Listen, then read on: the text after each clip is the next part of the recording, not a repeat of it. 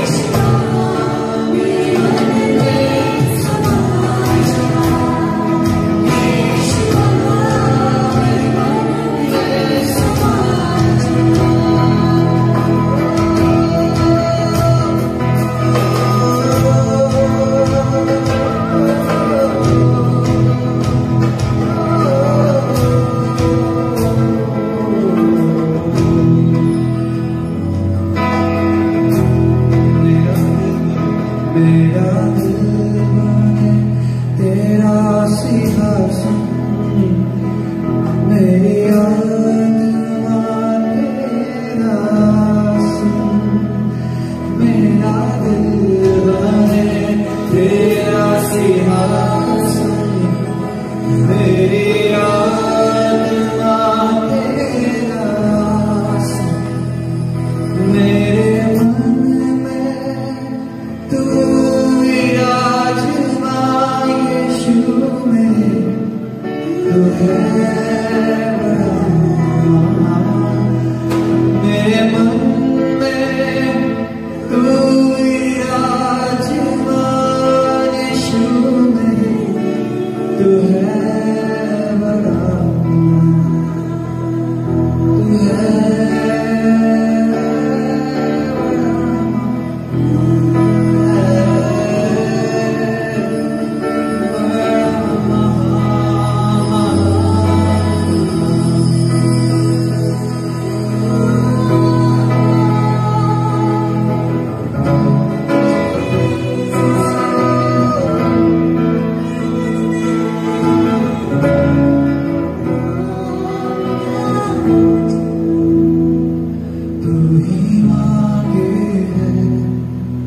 तू ही सत्य है, तू ही जीवन है मेरा प्रभु।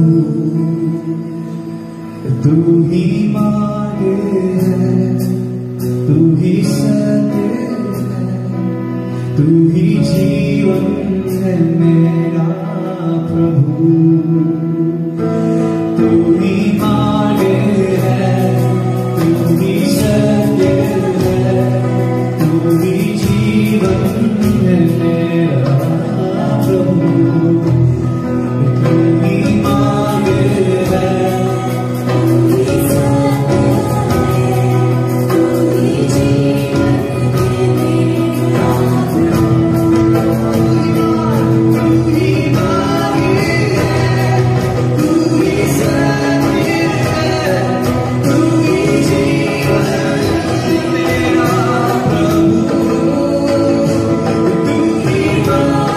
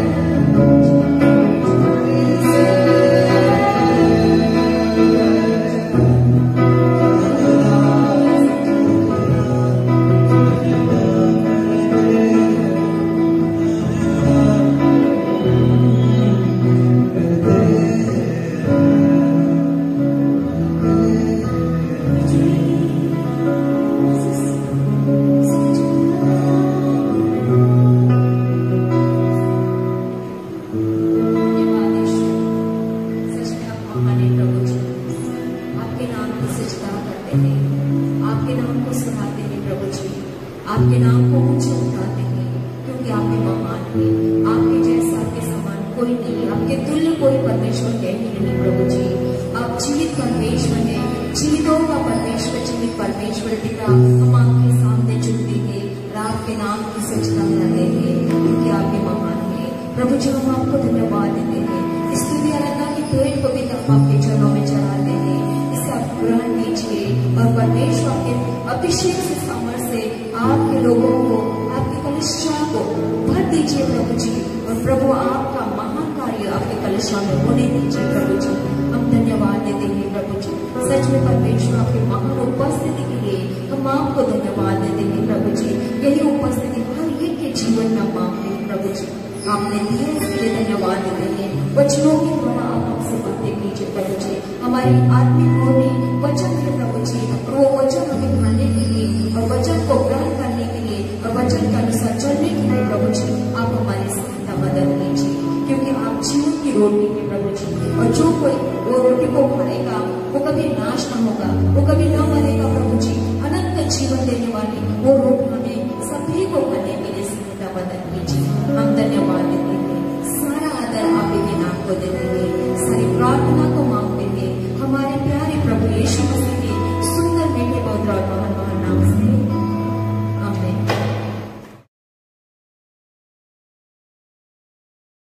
धन्यवाद करता रहूंगा यीशु, धन्यवाद करता रहूंगा, धन्यवाद करता रहूंगा यीशु, धन्यवाद करता रहूंगा। धन्यवाद धन्यवाद धन्यवाद धन्यवाद धन्यवाद धन्यवाद धन्यवाद धन्यवाद। मैं जो पापों में डूबा हुआ था और जो तुझसे दूर हुआ था, मैं जो पापों में डूबा हुआ था और जो तुझसे दूर हुआ था, तूने मुझे है छुड़ाया, अपनी राह पर चलाया। तूने मुझे है छुड़ाया, अपनी राह पर चलाया। मैं धन्यवाद करता रहूंगा यीशु, धन्यवाद करता रहूंगा। मैं धन्यवाद करता रहूंगा यीशु, धन्यवाद करता रहूंगा। धन्यवाद धन्यवाद धन्यवाद धन्यवाद धन्यवाद धन्यवाद धन्यवाद धन्यवाद। यीशु ने ऐसा प्रेम जताया, मुझको अपना बेटा बनाया। यीशु ने ऐसा प्रेम मुझको अपना बेटा बनाया, अपना लहू बहाया, जीवन नया दिलाया, अपना लहू बहाया, जीवन नया दिलाया। मैं धन्यवाद करता रहूंगा, यीशु धन्यवाद करता रहूंगा। मैं धन्यवाद करता रहूंगा, यीशु धन्यवाद करता रहूंगा। धन्यवाद, धन्यवाद, धन्यवाद, धन्यवाद, धन्यवाद, धन्यवाद, धन्यवाद, धन्यवाद, धन्यवाद, धन्यवाद, धन्यवाद, धन्यवाद। And so today's the wonderful subject is faith works, and in the bracket good works. देखिए आज का शीर्ष जो है वो ये है कि विश्वास का कार्य, दूसरे संदर्भ में देखा जाए तो भले का। Hope everybody is listening to us, आशा धरता हूं कि सारे लोग हमें सुन रहे हैं। and the Holy Spirit is going to minister to us. आमीन। और पवित्र आत्मा आज हमें अगुवानी करेगी। Brother Rajesh is full of fire, so he's going to interpret the anointing and grace. देखिए भाई राजेश फुल अग्नि में है, तो आज अभिषेक और अनुग्रह में अनुवाद होगा। And Brother Paul is always on fire. Pastor Paul तो हमेशा ही आग में रहे। So we all know that we are saved by grace through faith. देखिए हम सबों को पता है कि हम अनुग्रह के द्वारा बचाए गए केवल विश्वास के द्वारा। In the Old Testament, this revelation was not given. देखिए पुराने करार में ये जो प्रकटीकरण था ये दिया नहीं गया था। Old Testament salvation based on law. देखिए पुराने करार में जो उद्धार था वो पूर्ण रीति से निर्धारित था व्यवस्था पे। Either keep the law or die. वहां पे ऐसी व्यवस्था थी, या तो आप व्यवस्था रखिए या तो आप मर जाइए। Everyone who knew the law, they were putting their full effort to keep the law, and that is the way they thought they can have eternal life. देखिए वहां पे ऐसा हो रहा था कि जितने लोग व्यवस्था को जानते थे अपना पूर्ण प्रयास को एवं व्यक्त कर रहे थे कि ताकि वे उस व्यवस्था को बनाए रख पाए, ताकि वो उद्धार पाए और अनंत जीवन पा सके। But even the law and prophets, लेकिन किंतु यदि आप देखें तो व्यवस्था और भविष्यवक्ता भी, they knew that there was a time that God is going to give, He's going to send Messiah, and righteousness is going to be granted through faith in Christ. देखिए यहाँ तक कि जो इस्राएली थे एवं भविष्यवक्ता थे वे भी जानते थे कि सही निर्धारित समय पे परमेश्वर मसीहा को भेजेंगे और ये मसीहा के द्वारा ही उद्धार होगा, विश्वास द्वारा। Apostle Paul was explaining us about the righteousness through faith in Romans chapter 3 verse 19 onwards. देखिए तो रोमी का 3 अध्याय का 19वां वचन से जो पौलुस है वो वहां पे सिखा रहे कैसे उद्धार विश्वास द्वारा है, उस बातों का व्याख्यान किया गया। Now the righteousness apart from the law is evident, is given. देखिए अब वहां पे लिखते हैं कि धार्मिकता व्यवस्था से अलग दी गई है, And law and prophet bear witness to it. और जो व्यवस्था और भविष्यवक्ता इसकी गवाही है। So even in the Old Testament, there was a witness in them that there's going to be righteousness that will be given by faith in God and faith in Jesus Christ. देखिए पुराने करार में भी ये गवाही दी गई थी कि आने वाले समय में परमेश्वर द्वारा उद्धार दिया जाएगा विश्वास के द्वारा और केवल यीशु मसीह के द्वारा जो मसीह है। Today our topic is not how we are saved by grace, that we all know. देखिए आज का सिर्फ विषय यह नहीं कि हम कैसे उद्धार विश्वास द्वारा उद्धार पाए गए, ये हम सब जानते हैं। But if we hear the gospel of Jesus Christ, क्योंकि जब हम यीशु मसीह का सुसमाचार सुनते हैं we are going to hear how Jesus died for us on the cross, तो हम सुनते हैं कि कैसे यीशु मसीह क्रूस पे मारे गए, how He shed His blood, कैसे उन्होंने अपना लहू बहाया, how He purchased us through His blood, कैसे उस अपने लहू के द्वारा हमें खरीदा है, how through His sacrifice He has made us holy and righteous. कैसे अपने बलिदान के द्वारा उन्होंने हमें पवित्र और धर्मी बनाया है। Because of that death on the cross and His resurrection, today we are saved. That is the gospel of grace. और देखिए उस मृत्यु और उस पुनरुत्थान के द्वारा ही आज हम बचाए गए और यही समाचार, यही अनुग्रह है। Understanding Jesus' incarnation, देखिए यीशु मसीह का पुनर्जीवन या पुनर्निर्माण, ये समझना in spite his God, he became man कि ये वो परमेश्वर के होने के पश्चात तो मनुष्य बने and became sacrifice for the sin of the whole world. और मनुष्य जाति के लिए, पूर्ण विश्व के लिए वो बलिदान बन गए And rose on the third day. और तीसरे दिन फिर से जी उठे। He is alive today. वो आज जीवित है And he coming and living his life within us. और वो आके आज हमारे भीतर अपने जीवन को व्यतीत कर रहे हैं। He is giving us eternal life. वो हमें अनंत जीवन दे रहे हैं।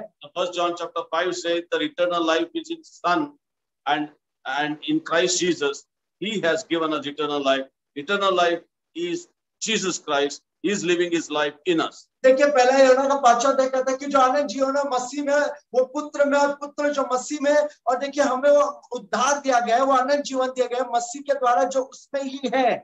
His life is in the Son, is written. उसका जीवन पुत्र में है And Jesus Christ is our eternal life. और देखिए यीशु मसीह ही हमारे अनंत जीवन है।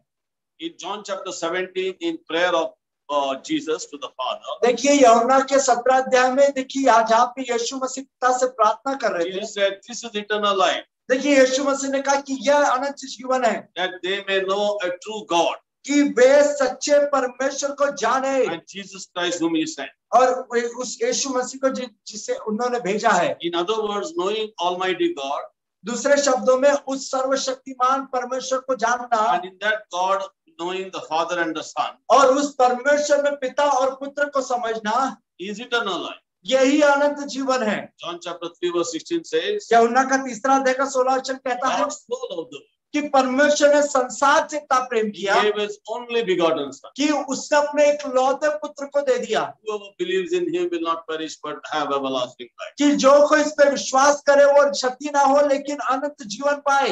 There's one God, देखिए वहां पे एक परमेश्वर है, one God, and one mediator देखिए वहां पे एक परमेश्वर, एक ही मध्यस्थ है between God and man, मनुष्य और परमेश्वर के मध्य में, and Christ Jesus. मनुष्य जीवी यीशु मसीह। Jesus being a son of God, देखिए यीशु मसीह परमेश्वर के पुत्र होने के पश्चात, being divine in nature, अलौकिक होने, स्वभाव में अलौकिक होने के became पश्चात human in nature, मनुष्य बने स्वभाव में, became sacrifice for the sin of the whole world, देखिए संसार के इस जगत के पाप के लिए बलिदान बने became mediator between God and man as man Christ Jesus. और मनुष्य और परमेश्वर के बीच में एक मनुष्य स्वभावी मध्यस्थ बने। So He is God and man both.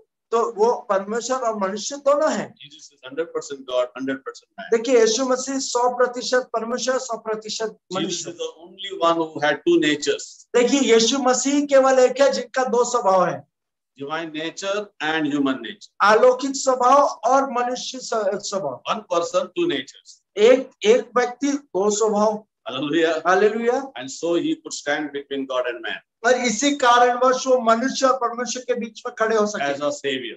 एक उद्धारकर्ता के रूप में। What is the topic today we are learning? तो आज का विषय क्या है जो हम सीख रहे हैं? We are saved by grace through faith means what? देखिए हम विश्वास के द्वारा बचाए गए अनुग्रह में ये क्या है? In Romans chapter 3 verse 21, 22, 23 until the end, he explains us that we are received the righteousness through faith in the finished work of the cross. देखिए यदि रोमियो का 3 अध्याय का 21, 22, 23 और आगे अंत तक पढ़े तो आपने लिखा है कि हमने उद्धार को पाया है जब हमने उस क्रूस की पूर्ण कथा पे विश्वास किया, उस पर अपना विश्वास को निर्धारित किया। Our faith in the finished work of the cross is given us eternal life. देखिए हमारा जो विश्वास है क्रूस के पूर्ण कार्य में, उसने हमें अनंत जीवन दिया है। And so our faith in the finished work of the cross, not in our good works that we have righteousness. We are not righteous by our good works, nor we are righteous by keeping the law like the Old Testament. देखिए यहाँ पे जब मैं कहता हूँ कि विश्वास पर क्रूस के पूर्ण बातों के ऊपर करना, इसका यह मतलब नहीं कि मेरे भले काम या मेरे भले कामों के द्वारा मैं बचाया गया या पुराने करार के द्वारा के तरह मैं व्यवस्था या भले कामों के द्वारा मैंने उद्धार पाया। This is written in Romans chapter 3 from verse 21 to 28. यदि आप रोमियो का 3 अध्याय का 21 से 28 पढ़े, It says Scripture prophesied that this would come, this righteousness would come. This is the righteousness that Scripture says prophesied will come.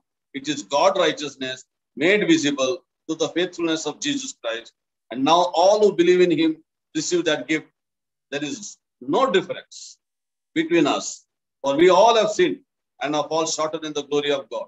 Yet through his powerful declaration of acquittal, God freely gives away his righteousness.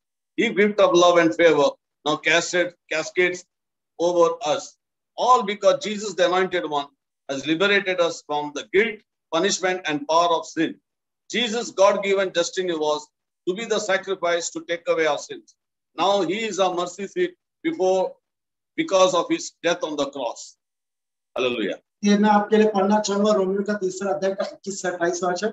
वे इस प्रकार से कहता है हिंदी अनुवाद में, पर अब बिना व्यवस्था परमेश्वर की यह धार्मिकता प्रकट हुई है जिसकी गवाही व्यवस्था और भविष्यवक्ता देते हैं, अर्थात परमेश्वर की वह धार्मिकता जो यीशु मसीह पर विश्वास करने से सब विश्वास करने वालों के लिए, क्योंकि कुछ भेद नहीं, इसलिए कि सब में पाप किया है और परमेश्वर की महिमा से रहित है, परंतु उसके अनुग्रह से छुटकारे के द्वारा जो मसीह यीशु में सेव में धर्मी ठहराए जाते, उस परमेश्वर ने उसके लहू के कारण एक ऐसे प्रायश्चित ठहराया है जो विश्वास करने से कार्यकारी होता है, कि जो पाप पहले किए और जिनकी परमेश्वर ने अपनी सहनशीलता से अनाकानी की, उनके विषय में वो अपने धार्मिकता प्रकट करे, वरन इस समय उसकी धार्मिकता प्रकट हो कि जिससे वो आप भी धर्मी ठहरे और जो यीशु पर विश्वास करे उसका भी धर्मी ठहराने वाला है। तो घमंड करना कहाँ रहा कि वह तो जगत ही नहीं, कौन सी व्यवस्था के कारण से, क्योंकि धर्म के क्यों क्या कर्मों की व्यवस्था से नहीं, वरन विश्वास की व्यवस्था के कारण। I read that in English again. So now because we stand on the faithfulness of Jesus, God declares us righteous in his sight. देखिए क्योंकि इंग्लिश अनुवाद में इस प्रकार, क्योंकि अब हम विश्वास से परमेश्वर के यीशु मसीह के प्रति खड़े होते हैं, इसलिए परमेश्वर अपनी नजरों में हमें धर्मी ठहराता है। Where then there is a room for boasting. और इसे आगे यदि हम पढ़े तो यहाँ पे अहंकार कहाँ रहा, जगह कहाँ है? Do our works bring God's acceptance? क्या कर्मों की व्यवस्था है? Not at all. बिल्कुल नहीं। It was not our works of keeping the law, but our faith in the finished work that makes us right with God. देखिए ये हमारा व्यवस्था पालन के द्वारा नहीं, लेकिन ये परमेश्वर के पूर्ण कार्य पे विश्वास करने के द्वारा ही हुआ है। So our conclusion is this. इससे तात्पर्य ये है, God's wonderful declaration that we are righteous in his eyes can only come when we put our faith in Christ and not keeping the law. कि परमेश्वर की अद्भुत जो घोषणा है कि हमारा धर्म ठहरा जाए, ये केवल तब भी हो सकता है जब हम अपनी आंखें व्यवस्था के कर्मों के ऊपर नहीं, लेकिन परमेश्वर के पूर्ण कामों के ऊपर विश्वास के साथ रखें। Of course, Apostle Paul is writing this whole epistle of Romans to the Romans and specially addressing to the Jews that are in Rome. देखिए निश्चित तौर पे जो रोमियो की पत्रिका जो पौलुस लिख रहे हैं वो पूर्ण रोमियो साम्राज्य में जो कलीसिया है वहाँ के जो लोग हैं उनके लिए लिख रहे हैं। And especially in the Rome, there were a lot of Jews who had come to Christ. और विशेष करके रोम में ऐसा हुआ था कि उस समय पे कई यहूदी थे जो मसीह में आए थे। And Apostle Paul has not yet gone to Rome. He desired to go to Rome. और अभी तक ऐसी बात हुई है कि अभी तक प्रेरित पौलुस रोम गए नहीं है, उनकी तीव्र इच्छा है रोम जाने की। But this letter was written before he could go to Rome. और लेकिन ये पत्रिका लिखी गई थी इससे पहले कि वे रोम को जाए। And he is addressing especially to the Jews in Rome.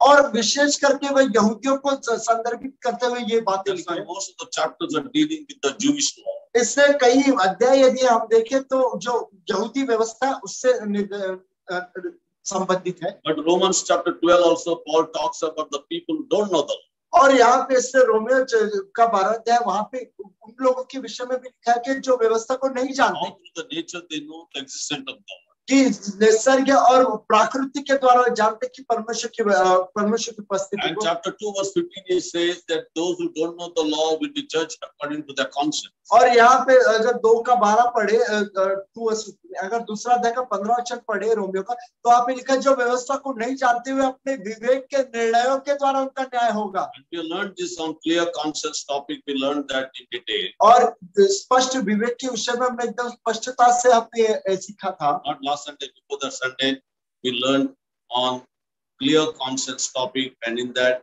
we read those verses and explained to you about people who don't know the law, how God judges them according to the conscience. पिछले इतवार को नहीं, उससे पिछले वाले इतवार को हमने इस विषय को कहा था कि स्पष्ट विवेक के विषय में कि कैसे परमेश्वर उन लोगों का जो जो नहीं जानते व्यवस्था के बारे में, सुसमाचार के विषय में नहीं जानते, उनका न्याय कैसे स्पष्ट विवेक के आधार पे होगा, उनके कार्यों के एवं विवेक के निर्णय पे होगा। Please go through the message on clear conscience on 16th of May, Sunday evening, and you will understand very clearly about it. कृपया कर आप 16 मई की जो सांझ की सभा जो स्पष्ट विवेक के विषय में थी, उस संदेश को दोबारा जरूर सुने। So it's clear that our righteousness is not by our works, देखिए ये स्पष्ट है कि हमारी जो धार्मिकता वो हमारे कर्मों द्वारा नहीं, not the works of keeping the law, देखिए ये उस कर्मों के द्वारा नहीं जहाँ पे हम व्यवस्था को रखते हैं, nor by any good works that we do. और नहीं उन भलों कामों के द्वारा जो हम करते हैं। In Isaiah said, our good works like a filthy rags before God. यशायाह नबी कहते हैं कि हमारे जो धार्मिक काम है वो चितड़ों समान है, चिंदी समान है। So we have received the gift of righteousness, इससे देखिए जो उद्धार का जो वरदान है वो हमें मिला है, unmerited favor. ये अस्पष्ट एवं जो अदर्जीय And जो अनुग्रह है। God has given us that righteousness as a gift और देखिए परमेश्वर धार्मिकता को हमें एक वरदान करके दिया है through faith. विश्वास द्वारा, And this faith is God has given to us. और ये विश्वास को परमेश्वर ने हमें दिया है। So the question is, when we have that faith in us, अब ये प्रश्न है कि जब वो विश्वास हम में होता है, faith in God through Jesus Christ, परमेश्वर पे विश्वास यीशु मसीह के द्वारा, does that faith works? क्या ये विश्वास कार्य करता है? Does that faith is passive or is it active? क्या ये जो विश्वास है सक्रिय है निष्क्रिय है? Does that faith has life?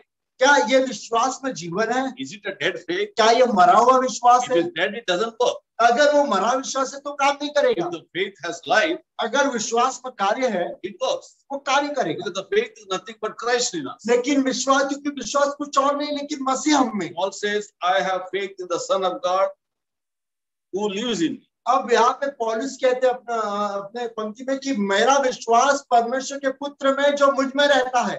2:20 Galatians 2:20 says, गलातियों का दूसरा अध्याय का 20वां वचन I am पढ़ेगा crucified. कि मैं क्रूसित किया गया No मसीह के longer साथ। I, अब मैं नहीं हूँ but Christ lives in me. लेकिन मसीह मुझ में जीता है। The life that I live in the faith in the Son of God, faith of the Son of God who died for me, who gave himself up. अब मैं जो जीवन जीता हूँ वो केवल मसीह पर जो परमेश्वर के पुत्र है उसमें और उसके द्वारा भी है, विश्वास के द्वारा जीवन में मैं व्यतीत करता So हूँ। my faith in the Son of God means I am now having the Son of God, Christ Jesus, living in me. अब विश्वास परमेश्वर के पुत्र पे यह मतलब है कि अब जो परमेश्वर का पुत्र है वो जो जीवता वो मेरे भीतर रह रहा है। That's why I receive the Holy Spirit and I become a temple of the Holy Spirit. इससे मैं पवित्र आत्मा को पाता हूँ और अब मैं पवित्र आत्मा की मंदिर बन जाता हूँ। Because Christ cannot come inside of me without the Holy Spirit working in my life. देखिए क्योंकि मसीह मेरे भीतर नहीं आ सकता जब तक पवित्र आत्मा कार्य न And I करे become a temple of God. और मैं परमेश्वर का मंदिर बन जाऊं। Now the God in my heart, अब परमेश्वर मेरे दिल में, Christ living inside of अब मसीह मेरे भीतर रहते हुए that faith of Christ. वो मसीह का विश्वास, Is it passive or active? अब यह विश्वास सक्रिय है कि निष्क्रिय है? Does that faith has life? क्या यह विश्वास में जीवन है? And if that has life, और यदि उसमें जीवन है then that faith grows तो ये विश्वास बढ़ता है because it has life. क्योंकि इसमें विश्वास है, And that, जीवन है and that faith works. और वो विश्वास काम करता है। Let us learn from Philip Peters, या आइए हम पतरस के किताब से पढ़े। First Peter, पहला पतरस chapter 1, 18 to 25. हम पहला पतरस का पहला अध्याय का 18 से 25 पढ़ेंगे। It says that, for you know that your lives were ransomed once and for all from the empty and futile way life handed down from generation to generation. It was not a ransom payment of silver and gold, which eventually perishes, but the precious blood of Christ, who like a spotless, unblemished lamb was sacrificed for us. This was a part of God's plan, for he was chosen. This was part of God's plan, for he was chosen and destined for this before the foundation of the earth was laid. Jesus was chosen before the foundation of the earth was laid. But he has been made manifest in these last days for you. It is through him that you now believe in God. It is through him, through Jesus, now you believe in God, who raised him from the dead and glorified him, so that you would fasten your faith and hope in God alone. Your faith in God came through Jesus Christ, through his finished work on the cross. Now, because of your obedience to the truth, you have purified your souls, and this empowers you to be full of love for your fellow believers. This obedience to the gospel, obedience to the truth, you have now purified your souls. Your soul is purified. Your life is purified. And this empowers you to be full of love for your fellow brothers. So what happens when the righteousness comes in us through faith? What happens when the faith begins to work through our lives? देखिए मैं आपके लिए एक परिचय देना चाहूंगा, क्योंकि तुम जानते हो कि तुम्हारा निकम्मा चाल चलन जो बाप दादाओं से चलाता था, उससे तुम्हारा छुटकारा चांदी सोने अर्थात नाशवान वस्तु के द्वारा नहीं हुआ, पर निर्दोष और निष्कलंक प्रेरणा अर्थात मसीह के बहुमूल्य लहू के द्वारा हुआ। उसका ज्ञान तो जगत की उत्पत्ति से पहले ही जाना गया था। देखिए यहाँ पे मैं आपको ध्यान देना चाहता हूँ कि उसका ज्ञान जो था जगत की आदि से दिया गया था। इसका मतलब है यीशु मसीह को पहले से चुना गया था। आगे हम पढ़ेंगे कि उसके द्वारा उससे परमेश्वर पे विश्वास करते हैं, उसे मरे हुए में से जिलाए और महिमा दी कि तुम्हारा विश्वास और आशा परमेश्वर पे हो। सो जब तुमने भाईचारे के निष्कपट प्रीति के निमित्त सत्य के मानने से अपने पवित्र किया है। देखिए जब आप विश्वास में चलते हैं तो विश्वास में क्या होता है, आप मसीह के विश्वास में चलते तो प्रेम आपके संगी भाइयों के प्रति आपके भीतर प्रेम आता है। और प्रेम आपको कैसे आएगा, जब आप अपने विश्वास को परमेश्वर पे रखोगे, मसीह पे रखोगे, जिसको पहले से संसार के नींव धरने से पहले ही चुना गया था, उसके ऊपर विश्वास रखने से आपके भीतर जब वो विश्वास उत्पन्न होता है, वो विश्वास प्रेम को उपजाता है। So express this sincere love toward one another passionately and with the pure heart. तो तन मन लगाकर एक दूसरे से अधिक प्रेम रखे। For through the eternal and living word of God, you have been born again. क्योंकि तुमने नाशवान नहीं पर अविनाशी बीज से परमेश्वर के जीवते और सदा ठहरने वाले वचन के द्वारा नया जन्म पाया है। And this seed that he planted within you can never be destroyed, but will live and grow inside you forever. और देखिए ये जो बीज तुम्हारे भीतर जो बोया गया है, ये कभी खत्म नहीं होगा, लेकिन ये बढ़ेगा और ये हमेशा के लिए तुम्हारे भीतर बढ़ता जाएगा। You are born again. आप नया जीवन पाए हैं। The seed of God's word. देखिए परमेश्वर के वचन के द्वारा बीज से A living परमेश्वर के जीते वचन के the word द्वारा, is active. और वो वचन सक्रिय है The faith is active. क्योंकि वो विश्वास सक्रिय है। And the seed grows. और देखिए वो जो बीज है बढ़ता है And it cannot be destroyed. और ये विनाश नहीं किया जा सकता। It will live and grow inside for you forever. वो तुम्हारे भीतर रहेगा और बढ़ेगा सदैव के लिए। For human beings are frail and temporary like grass, and the glory of man fleeting like a blossom of the field. The grass dries and withers, and the flowers fall off, but the word of the Lord endures forever. And then this is the word that was announced to you. मैं ये पंक्ति आपके लिए पढ़ना चाहूंगा, क्योंकि हर एक प्राणी घास की नाई है और उसकी सारी शोभा घास के फूल की नाई है। घास सूख जाती है और फूल झड़ जाता है, परंतु परमेश्वर का वचन युगानुयुग स्थिर रहेगा। और यह कि सुसमाचार का वचन जो तुम्हें सुनाया गया था। आमीन। And now we understood that the righteousness that we have received through faith in Christ Jesus is active. अब यहाँ पे हम यहाँ सीख रहे कि जो धार्मिकता हमें मिली है अब यीशु मसीह पे विश्वास करने के द्वारा वो सक्रिय है। In 1 John chapter 2, यदि हम पहला यूहन्ना का दूसरा अध्याय पढ़े, the end we read, यदि पहला यूहन्ना का दूसरा अध्याय का अंत भाग हम पढ़े, it says that he who lives righteous is righteous. तो यहाँ पे लिखा गया जो धर्मी रहता है वो धर्मी है। I'll read out to you. मैं आपके लिए पढ़ना चाहूंगा। It says here in 1 John यहाँ पे लिखा गया, पहला यूहन्ना मैं आपके लिए पढ़ना चाहूंगा, that he who lives righteously कि वो जो धार्मिकता के साथ जीता है is righteous. वो धर्मी है। And so और ये ही I'll read out to you here 1 John chapter 2 verse 9 to 11. अब मैं पढ़ना चाहूंगा पहला यूहन्ना का दूसरा अध्याय का 9 से 11। And there is one more verse in 1 John chapter 2:29. और उसी में पहला यूहन्ना का 2 का 19वां वचन भी पढ़े। He says, if you know that he is righteous, यदि तुम जानते हो कि वह धर्मी है, you may be sure that everyone who lives in righteousness is being divinely fathered by him or born of him. तो यह भी जानते हो कि जो कोई धर्म का काम करता है वो उसी से जन्मा है। See, we are born of God. देखिए हम परमेश्वर के द्वारा जन्मे हैं, And when we are born of God, और जब हम परमेश्वर के द्वारा जन्मे we हैं receive the righteousness of God, तो देखिए हमें परमेश्वर की धार्मिकता प्राप्त हुई है। the righteousness by faith. अब वो धार्मिकता विश्वास के द्वारा है। Now that righteousness अब वो धार्मिकता is beginning to work through our life. वो हमारे जीवन के द्वारा कार्य कर रही है, It transforms our life. वो हमारे जीवन को परिवर्तित करती है। And we are beginning to relate to one another righteously. अब हम एक दूसरे से धार्मिकता के साथ जुड़ पा रहे हैं। Now, I cannot say I have faith in अब मैं ये नहीं कह सकता कि मुझे परमेश्वर पे विश्वास है and I am going to heaven. और मैं स्वर्ग जा रहा हूँ, You go to hell. तुम नरक जाओ। I can't say that. मैं नहीं कह सकता, I cannot say that I love God. मैं ये नहीं कह सकता मैं परमेश्वर से I प्यार believe करता in हूँ God, और मैं परमेश्वर पे विश्वास but I करता हूँ, don't like you. लेकिन मैं तुम्हें चाहता I हूँ, hate you. मैं तुमसे नफरत करता हूँ। What the word of God is trying to say. देखिए यहाँ पे परमेश्वर वचन क्या कहने का The प्रयास। faith that we have is not passive but active.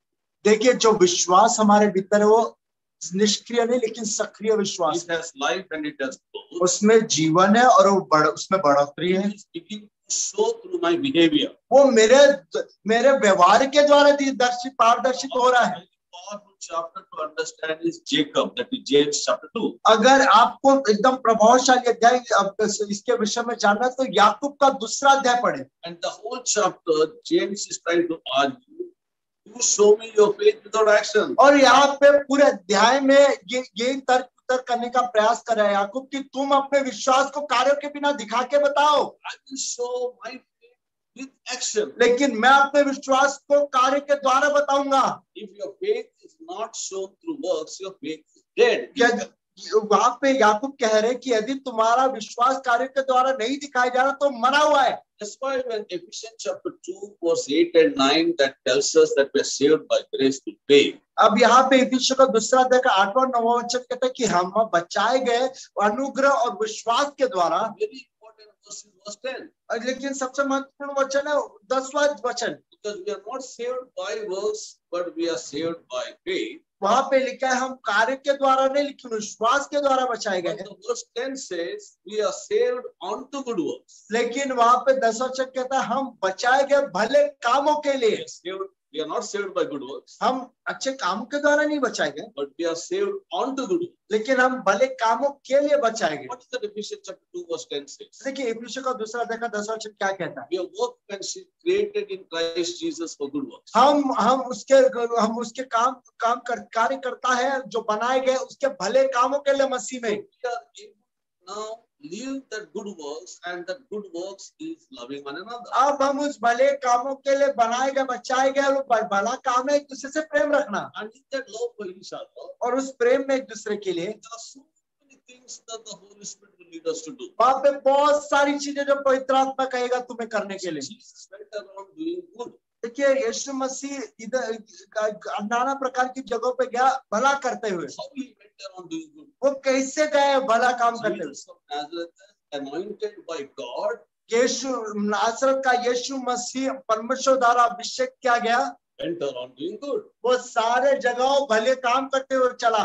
How he went around doing good? वो कैसे भले काम करते चला? The anointing of the Holy Spirit. पवित्र आत्मा के अभिषेक के द्वारा। So how we can put our faith in action? तो कैसे हम अपने विश्वास को कार्य में ला सकते By हैं? the power of the Holy Spirit. पवित्र आत्मा के सामर्थ्य के जरिए। Because we have received this righteousness from God through faith, क्योंकि हमने इस धार्मिकता को परमेश्वर के द्वारा पाया है विश्वास के द्वारा। we offer ourselves to God in return to God. अब इसके बदले में हम अपने आप को परमेश्वर को अर्पित करते हैं And we are empowered by the Holy Spirit. और हम शक्तिकरण किए जाते हैं पवित्र आत्मा के सामर्थ्य के That द्वारा faith in action. ताकि हम इस विश्वास को कार्य में ला सके।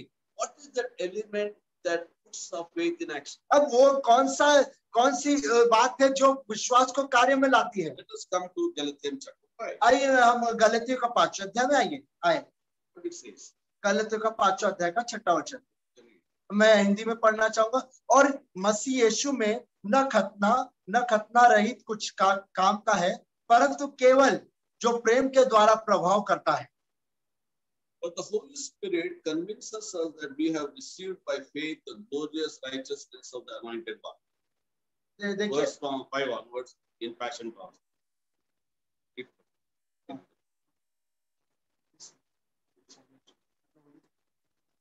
देखिए यहाँ पे पवित्र आत्मा ने हमें यह बात बताई है कि हमने उस विश्वास के द्वारा उस महिमाहित धार्मिकता को उस अभिषेक के द्वारा पाया है। Holy Spirit is convincing us. देखिए यहाँ पे पवित्र आत्मा हमें बता रहा है, When Christ has come in us, the Holy Spirit is come in us. क्योंकि देखिए जब यीशु मसीह हमारे भीतर आया तो पवित्र आत्मा हमारे भीतर आया है, And it convinces us that by faith, the glorious righteousness of the Anointed One we have received. देखिए कि विश्वास के द्वारा हमने उस महिमा ही जो धार्मिकता है वो अभिषेक का वो हमने पाया है। When we are placed in the Anointed One and joined to Him, circumcision and religious obligation can benefit nothing. देखिए जब हम उस मसीह जो में है, जो अभिषेक में जुड़ जाते हैं तो खतना व खतना रहित ये कुछ भी लाभ का नहीं। All that matters now is living in the faith that is activated and brought to perfection by love. अब जो मायना रखता है वो केवल ये है कि हमारा जो कार्य है, जो हमारा विश्वास है उसको कार्य में लाया गया प्रेम के द्वारा। All that matters now is ये सारी बात जो फर्क पड़ती है, not the obligation or to religious laws, ये धार्मिक धर्म के प्रति जो बाड़े हैं वो नहीं। religious obligations can benefit us nothing. देखिए जो धार्मिक बाड़े हैं वो हमें कुछ फायदा नहीं दिलाएंगी। All that matters now is living in the faith देखिए अब जो मायने रखता है वो विश्वास में जीना है, that is activated and brought to perfection by love. जो सक्रिय किया जाता है और सिद्धता में ले जाया जाता है प्रेम के द्वारा। In amplified translation, मैं आपको एम्पलीफाइड अनुवाद में पढ़ना चाहूंगा। now it's written like this: if we are in Christ Jesus, neither circumcision nor uncircumcision counts for anything, but only faith activated and energized and expressed and working through love. देखिए यहाँ पे लिखा है, अगर हम एम्पलीफाइड अनुवाद में पढ़े, न कि खतना हित न खतना रहित न कोई बात नापी जाती, केवल विश्वास जो कार्य सक्रिय किया गया और कार्य में लाया गया और जिसका व्याख्या केवल प्रेम के द्वारा ही किया जाता है। The faith is now activated, अब यहाँ पे जो विश्वास है सक्रिय किया गया है, energized, वो सक्षम किया गया है, expressed, वो व्याख्यात किया गया है and working through love. और प्रेम के द्वारा वो कार्य कर रहा है। Earlier we learned अब पहले हमने पढ़ा faith that is activated, विश्वास जो सक्रिय किया गया है brought to perfection और सिद्धता में लाया गया है by love. प्रेम के द्वारा। That means इसका अर्थ है, God has poured His love in our hearts by Spirit. देखिए परमेश्वर ने अपने हमारे हृदय में अपने प्रेम को उंडेला अपने आत्मा के जरिए। Faith in Jesus Christ यीशु मसीह पे विश्वास has brought action. उससे कार्य को लाया है Action is love, और वो कार्य प्रेम है and in that love, और उस प्रेम में His righteousness that we received as a gift is expressed. वो धार्मिकता जो हमने उसके वरदान में पाई है वो व्याख्यात की जाती है। That's why we learned in 1 John chapter 2 verse 29. इससे पहले यूहन्ना के दूसरे अध्याय के 29वें वचन में हमने पढ़ा Righteous is righteous. कि वो जो धार्मिकता में जीता है वो धर्मी है। Now I can't say that I have a righteousness of God, but practically I am not a righteous, I am wicked. देखिए मैं ये नहीं कह सकता कि देखो मेरे भीतर परमेश्वर की धार्मिकता है, लेकिन जो कार्य में वो धर्मी और मैं दुष्ट हूँ। I can't say I have faith in Christ, so I became righteous, but I am living unrighteous. देखिए मैं ये नहीं कह सकता कि मेरा विश्वास परमेश्वर में इसलिए मैं धर्मी, लेकिन मेरा जीवन जो जी रहा हूँ धर्मी का है। Listen carefully. प्लीज कृपया कर ध्यानपूर्वक I सुनिए। have received righteousness as a seed. देखिए मैंने जो धार्मिकता को एक बीज के समान पाया है, It is His life that is growing in me. उसका जीवन जो मुझ में बढ़ रहा है। I have received the love like a seed, मैंने उस प्रेम को पाया है एक बीज के समान, that love that grows in me. वो प्रेम जो मुझ में बढ़ता है। That's why the word says he who is born of God, in the sense he who is fathered by God, देख he will live a righteous life. इसलिए यूहन्ना ये कहता है कि वो जो परमेश्वर पिता के द्वारा जन्मा है, दूसरे शब्दों में जो जिसका पिता के साक्षात परमेश्वर है, His fathered by God will live righteously. वो धार्मिकता का जीवन जिएगा। That means it's not a one-day thing. वो एक दिन का काम नहीं है।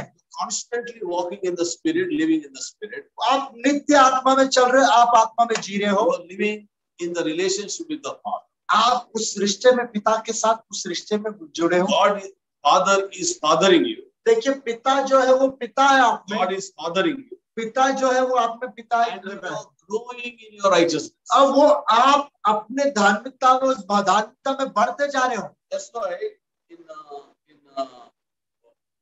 Colossians chapter 1 verse 9 and 10, Paul is praying. इससे कुलेश का पहला अध्याय का 9वां और 10वां वचन पौलुस ने that I प्रार्थना की। pray that we can be filled with the knowledge of His will. देखिए यहाँ पे लिखा है कि मैं प्रार्थना करता हूँ कि तुम उसके इच्छा के संपूर्ण ज्ञान से भर All जाओ, spiritual wisdom and understanding. सारी आत्मिक समझ और बुद्धि से भर जाओ, That you may walk worthy of, कि आप योग्य समान जीवन व्यतीत करें, that you may please Him in every way, कि आप उससे हर बातों में प्रसन्न करें, that you may increase in the knowledge of Him, कि आप उसके ज्ञान में बढ़ते जाएं, and you may be fruitful in every good work. और आप हर भले काम में फलवंत रहे। See, to become fruitful in a good work, देखिए भले काम में फलवंत होना or to grow in a good work, और अच्छे काम में बढ़ना, the prayer element is required. देखिए वहां पे प्रार्थना का जो सामग्री है ना, उसकी आवश्यकता And है। I pray that you may walk worthy of Him. मैं प्रार्थना करता हूँ कि तुम योग्य जीवन व्यतीत करो, This Passion translation, that you may live in a true righteousness. और अब यदि पैशन अनुवाद में देखे तो मैं प्रार्थना करता हूँ कि तुम सच्ची जो धार्मिकता उस पर जीवन That you व्यतीत may करो, walk in the righteousness. कि हम धार्मिकता में चले। So for us to walk in the righteousness by putting our faith in action, क्योंकि देखिए हम धार्मिकता में चलना हमारे विश्वास को कार्य में लाने के द्वारा, and by walking in righteousness, by putting the faith in action, that is results in loving one another. और देखिए ये धार्मिकता में चलना हमारे विश्वास को कार्य में लाने के द्वारा, इसका परिणाम स्वरूप यह होता है कि हम एक दूसरे से प्रेम करते हैं। Where two very important elements are required. देखिए दो महत्वपूर्ण सामग्री की आवश्यकता है, One is the Holy Spirit. एक पवित्र आत्मा, Second, praying through the Holy Spirit. और दूसरा है पवित्र आत्मा के द्वारा प्राप्त। Holy Spirit is a power, देखिए पवित्र आत्मा एक सामर्थ्य है, and praying by the Holy Spirit brings obedience. देखिए और पवित्र आत्मा के द्वारा प्रार्थना करना आज्ञाकारिता को लाता है। Holy Spirit is a power given to us. देखिए पवित्र आत्मा एक सामर्थ्य जो हमें दी गई है, And a prayer through the Holy Spirit brings powerful obedience in us. और हमारी प्रार्थना पवित्र आत्मा के द्वारा की गई वो हमारे भीतर एक प्रभावशाली आज्ञाकारिता को लाता है, To put that faith in action. ताकि हम उस विश्वास को कार्य में ला सके। 1 Thessalonians chapter 1 verse 3 says, पहला थिस्सलुनीके का तीसरा अध्याय का पहला अध्याय का तीसरा वचन कहता your है labor of love and your work of faith, कि आप जो प्रेम के कार्य दासत्व हो एवं labor of love and work of faith, और आप प्रेम के दासत्व और विश्वास के कार्य हो, and endurance inspired through the hope. और सहनशीलता है आशा के पश्चात। That means work of faith, देखिए इसका अर्थ है कि विश्वास का कार्य, labor of love, जो परिणाम प्रेम का परिणाम, endurance inspired by the hope. देखिए एक सहनशीलता जिसका बुनियाद नींव वो आशा है। Let us come to Titus chapter 2 verse 11. आइए हम तीतुस का तीसरा अध्याय का 11वां वचन पढ़े। 11, 12, 13. क्षमा कीजिए, तीतुस का दूसरा अध्याय का 11, 12, 13। This is a very profound revelation and that touched my heart yesterday very much. देखिए ये बहुत ही अद्भुत प्रकटीकरण है इसमें, और ये मेरे हृदय को छू गया कल के दिन। Grace of God that brings salvation as appeared to all men. कि परमेश्वर का अनुग्रह पकड़ है, सारे मनुष्य के उद्धार का कारण है, Which teaches us to say no to ungodliness and worldly passions and to live a self-controlled, upright life in this present generation. और वो हमें चिताता है कि हम अभक्ति और सांसारिक अभिलाषाओं में मत फेर कर इस युग में संयम और धर्म और भक्ति के साथ जीवन बिताएं। And that the other word is important because it is आने वाला वक्त पंक्ति कहता है, और उस धन्य आशा की अर्थात अपने महान परमेश्वर और उद्धारकर्ता यीशु मसीह के महिमा के प्रकट होने की बात जो होती है। then what it says? जिस It says that this is very important verse at the see I'm reading from Titus chapter 2 verse 11, 14. I'll read again from the Amplified version.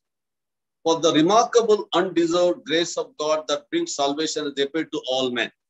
It teaches us to reject ungodliness and worldly, that is immoral desires, and to live a sensible, upright and godly lives in the bracket with the purpose that reflect the spiritual maturity.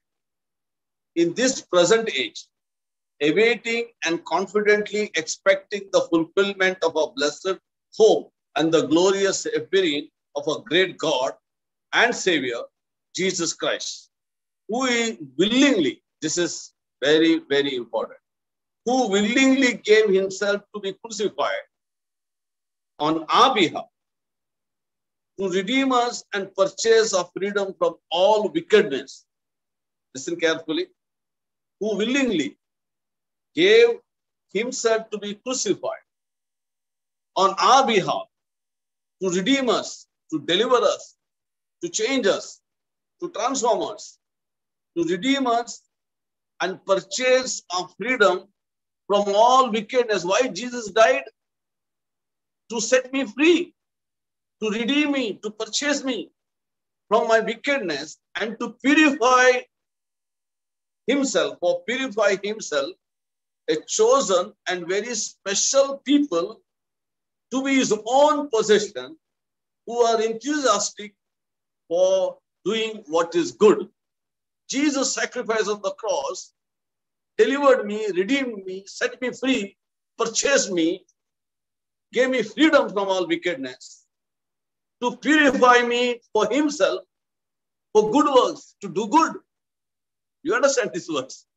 मैं आपके लिए वचन पढ़ना चाहूंगा उसका दूसरा देखा 11 क्योंकि परमेश्वर का अनुग्रह प्रकट है जो सब मनुष्य के उद्धार का कारण है और हमें चिताता है कि हम अभक्ति और सांसारिक अभिलाषों से मन फेर कर इस युग में संयम और धर्म और भक्ति के से जीवन बिताए। यदि आप ब्रैकेट में देखें तो इंग्लिश अनुवाद में लिखा है कि आत्मिक परिपक्वता को हम इस समय में पा सके और उस धन्य आशा की अर्थात अपने महान परमेश्वर और उद्धारकर्ता मसीह यीशु के प्रकट होने की बाट जोते।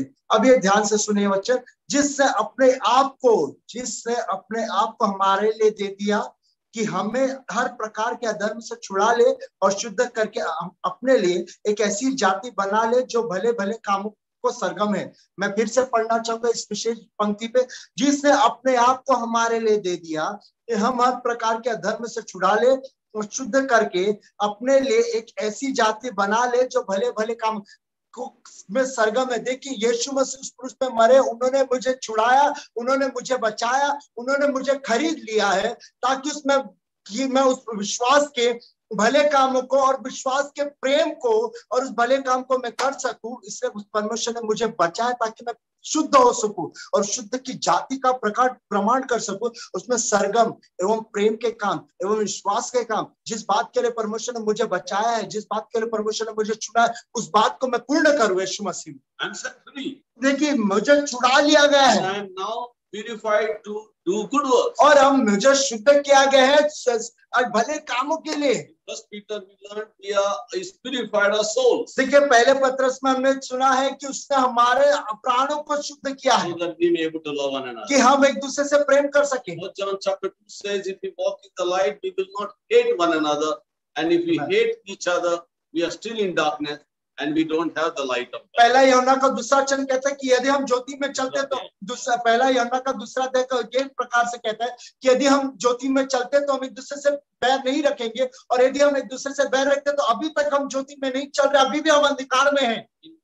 One more verse is written like this, that he might redeem us from every lawless deed and purify himself his own special people, jealous for good work. देखिए दूसरा अनुवाद में लिखा है उसने हमें छुड़ाया है कि सारे भले कामों के लिए सारे व्यवस्था पूर्ण कार्य को हम कर सके ताकि हम उसके विशेष लोग का बन सके और भले कामों के लिए ईर्ष्या धरे, भले कामों के लिए जलने वाले रखे।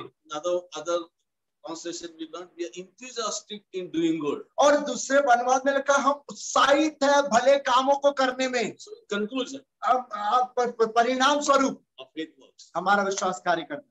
Hallelujah. Hallelujah. Faith without good works is dead. देखिए विश्वास भले कामों के बगैर मरा हुआ है। Faith is life. देखिए हमारा विश्वास जीवन है। Faith is not passive, it is active. देखिए हमारा जो विश्वास है वो सक्रिय निष्क्रिय नहीं। Our faith grows. हमारा विश्वास बढ़ता है। So let us remember we are saved by grace through faith in the finished work of the cross, and that now cross is working in us because Christ is living his life in us, and that life is now enabling us to walk righteously, and result of our righteous walk is that we are able to love one another, and loving one another is a process.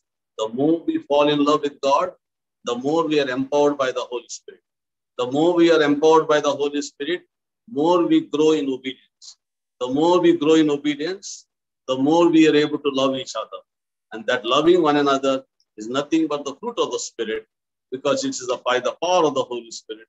And this is a blessed life that God has called us to live, faith in action. देखिए, मैं आपसे कहना चाहूंगा कि विश्वास द्वारा बचाए, हम अनुग्रह द्वारा बचाए गए, विश्वास से, उस विश्वास से जो उसके पूर्ण बातों पे, पूर्ण कार्य पे विश्वास रखना, और उसके पूर्ण कार्य हमारे भीतर जब वो कार्य करते तो हमें धार्मिकता में चलाती, और जब वो धार्मिकता परमेश्वर का हमारे जीवन में आती तो हमें प्रेम में चलाती, और परमेश्वर के प्रेम में जैसे हम घनिष्ठ चाहते हैं वैसे हम एक दूसरे से और अधिक प्रेम करते हैं, और जैसे हम अधिक प्रेम करते हम छुटकारा पाते। और इस बात के लिए, इस विश्वास के द्वारा जो हम एक दूसरे से प्रेम में चलते, इस विश्वास के द्वारा प्रेम और भले कामों के लिए परमेश्वर ने हमें बुलाया एवं सूचित किया है। God bless you. Thank you for joining. परमेश्वर आपको आशीषित करे। धन्यवाद हमसे जुड़ने के लिए। Hello, praise the Lord. सभी को जय मसीह की। प्यारों, परमेश्वर का धन्यवाद हो। परमेश्वर ने मुझे और आपको अभी तक संभाला और रक्षा किया, इसके लिए प्रभु को महिमा हो। आज का वचन के द्वारा आप आशीषित हुए रहेंगे। हमारा सीनियर पास्टर पॉल क्वार्टर्स है, उसने वचन दिया था कि विश्वास में आगे कैसा बढ़ना है, और उनका पत्नी ने पहला एक गीत गाया थी। परमेश्वर उनको भी आशीष करे। और प्यारों, ये आखिरी दिनों में हम प्रार्थना में रहें, विश्वास में रहें प्रभु प्यारों, और प्रभु में बढ़ते रहें। तो बुधवार का दिन प्यारों 2 बजे बहन लोग का प्रार्थना सभा होगी, और गुरुवार का दिन 5:30 बजे बाइबल स्टडी होगी, और शनिवार का दिन 10 बजे उपवास प्रार्थना होगी, और रविवार का दिन प्यारों साथ में 10 बजे हम साथ में मिलेंगे, प्रभु की आराधना करेंगे, प्रभु की स्तुति करेंगे, और प्रभु के उपस्थिति में रहेंगे। प्यारों, परमेश्वर आपको सबको आशीष करें, और हम प्रार्थना करें जल्दी का जल्दी लॉकडाउन खुल जाए, हम साथ में मिलकर प्रभु की हम आराधना करें। आइए हम प्रार्थना करें। पिता, हम धन्यवाद करते हैं आज का सुंदर समय के लिए, और परमेश्वर आराधना स्तुति वचन के द्वारा प्रभु आपने आपका महिमा को लिया प्रभु, और प्रभु आज हमने आशीष पाया आपकी उपस्थिति में। हम धन्यवाद करते हैं पिता, और हम प्रार्थना करते हैं प्रभु ये आखिरी दिनों में हमारा भाई बहन को, हमारे कलीसिया को प्रभु आप संभालो, और विश्वास में आगे बढ़ने के लिए उन्हें सहायता कर। आत्मिक परमेश्वर उन्नति, शारीरिक चंगाई परमेश्वर हम मांगते हैं, आर्थिक आशीष हम मांगते हैं प्रभु। उसी अनुसार महाराष्ट्र भारत देश के ऊपर प्रभु आपका दया, आपका अनुग्रह मांगते हैं प्रभु। ये आखिरी दिनों में परमेश्वर हर एक व्यक्ति आपको जाने पहचाने प्रभु, और आपके ऊपर विश्वास करे प्रभु। सारे धर्मी जन को प्रभु आपका नाम के लिए खड़ा रहने के लिए सहायता कर प्रभु। फिर एक बार हमारे कलीसिया को हम आशीषित करते हैं प्रभु, यीशु मसीह के नाम से, आमीन। पिता परमेश्वर का प्यार, यीशु मसीह का अनुग्रह, पवित्र आत्मा का सहभागिता आज से सदा तक हमारे सबके साथ रहे, सब कहें आमीन। Praise the Lord. प्रभु आप लोगों को सबको आशीष करें। और प्यारों, अगर आपके पास दान और दशवांश है तो आप अकाउंट में डाल सकते हैं, नहीं तो हमें आप कांटेक्ट कर सकते हैं। प्रभु आप लोगों को सबको आशीष करें। God bless you.